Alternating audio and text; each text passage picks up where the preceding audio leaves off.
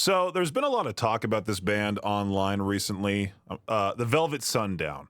And the reason why there's been a lot of talk about them is because nobody thinks they're real. Everyone thinks they're AI generated. They used to have an artist picture right here at the top, but they changed it. Should I Google search it real quick? I even tried finding their YouTube. There's no YouTube.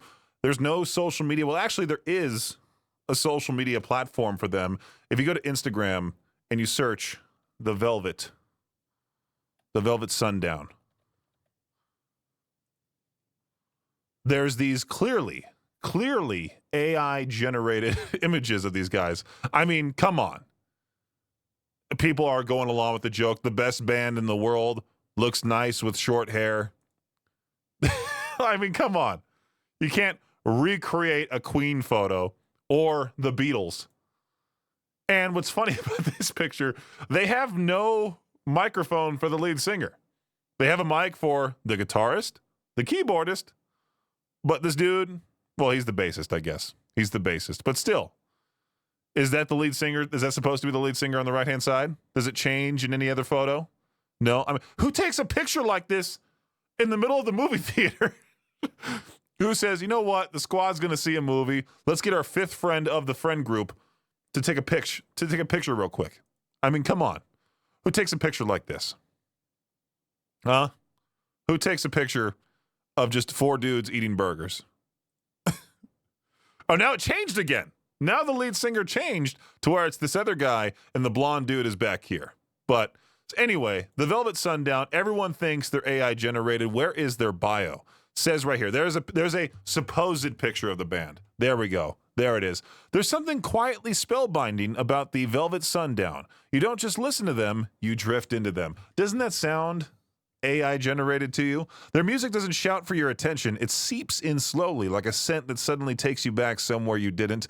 And is that it? No, there's more. There's tons. And, well, their sound mixes textures of 70s psychedelic alt rock and folk rock, yet it blends effortlessly with modern alt pop and indie structures. Shimmering tremolos, is that how you say it? Tremolos?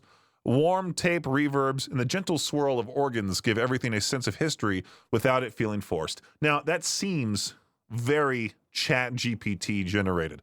And I want you to look at their most listened to track on Spotify, Dust on the Wind. Not Dust in the Wind, Dust on the Wind.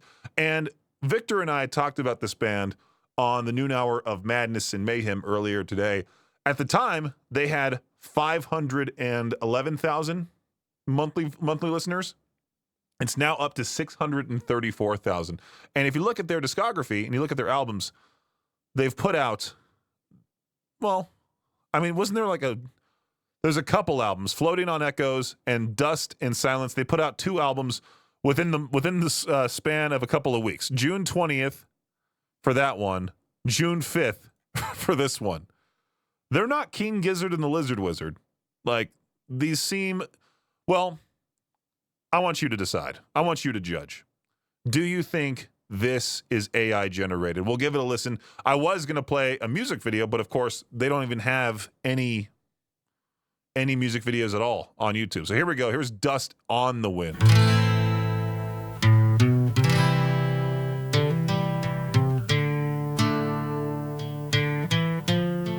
And the lyrics are very generic too. Listen to this.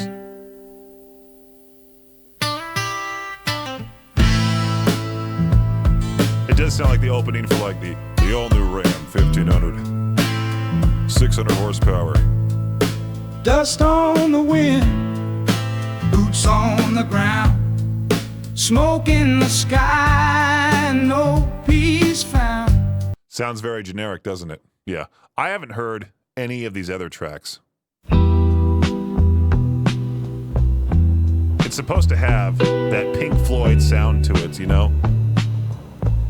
Drift beyond the flame, come on. And this album artwork looks very much so AI generated as well. Yeah. Should we fast forward a little Amber bit? No? lights and silver haze. Time slips through these haunted days. Silent prayers in fields of gray. If you tell ChatGPT to come up with a 70s psychedelic rock song, not necessarily the song itself, but the lyrics will be exactly like that.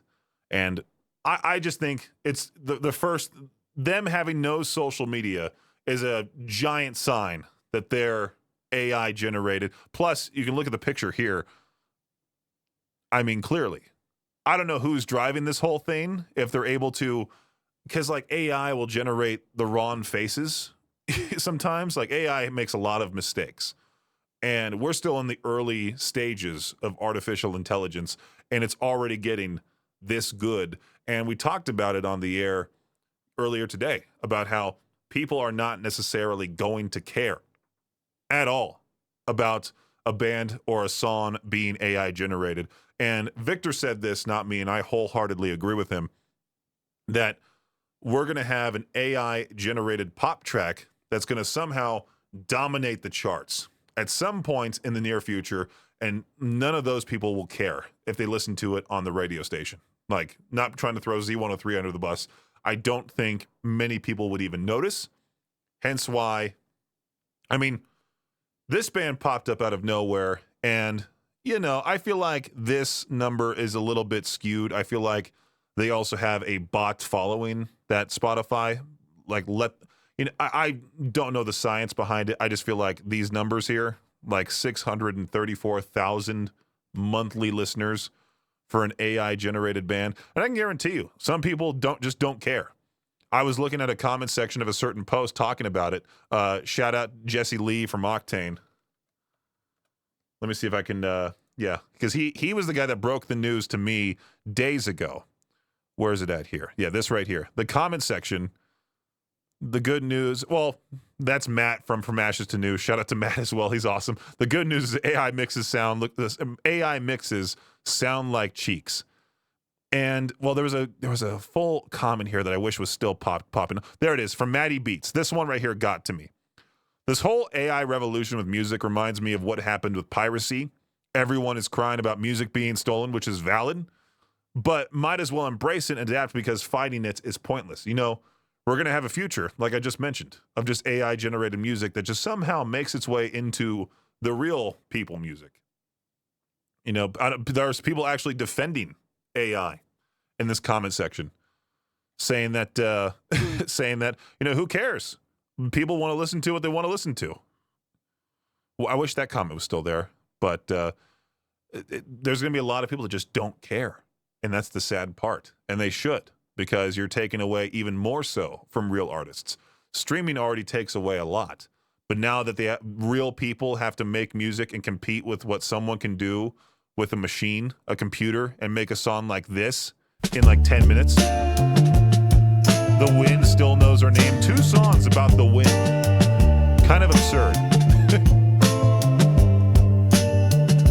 Crimson clouds in violet sky. Smoking echoes drift and rise. Yeah, see? Definitely 70s sounding. 100%. Dumb overall. I just lost my train of thought because one of my coworkers just walked by waving goodbye to me. And I just lost my train of thought because I'm like, oh, shoot, he probably thinks I hate him because I didn't wave goodbye or say bye, Josh, like I usually do. Josh Tyler of Class of 97. If you're watching this video, man, you didn't interrupt the video. I just wanted to say, yell, I'm recording. I mean, who cares? It's a fun little reaction video. But yeah, the Velvet Sundown, I just gave them a free plug talking about their music, but I'm sure tons of people are checking them out as well because of, well, I think Rick Beto just did a video about this band. Jesse Lee, of course. He's on a countrywide, very famous rock station. Of course, people are going to listen to the band and find out for themselves that these guys are AI generated. I wouldn't support it. I definitely don't support it. Where am I even going with this? I just went brain dead all of a sudden. Forget it. You know, don't support AI generated music. For me, support real people music. Okay, if you want that 70s sound, go listen to a 70s sounding real band and not these guys.